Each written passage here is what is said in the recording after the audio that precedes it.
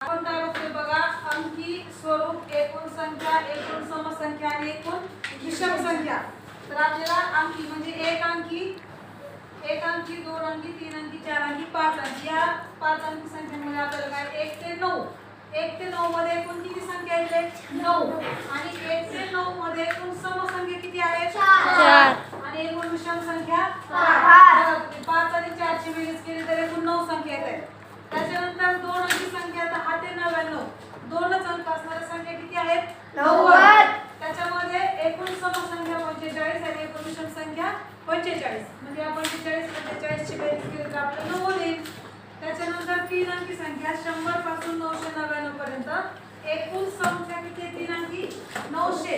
त्याच्यानंतर त्याच्यामध्ये समसंख्या 450 आणि विषम संख्या 450. त्याच्यानंतर चार अंकी मध्ये 1000 ते 9999 मध्ये एकूण संख्या आहे चार अंकी 9000. या 9000 मध्ये समसंख्या आहे 4500 आणि विषम संख्या आहे 4500. त्याच्यानंतर पाच अंकी मध्ये 10000 पासून 99999 एवढ्या अंकांमध्ये 90000 या संख्या कशा आहेत एकूण संख्या आहेत ज्या पाच अंकी आहेत.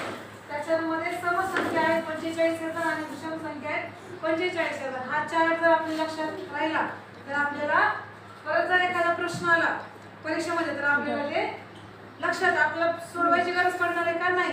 आपण डायरेक्ट चार्ट करून सांगू शकतो की किती अंकी संख्या किती आहेत.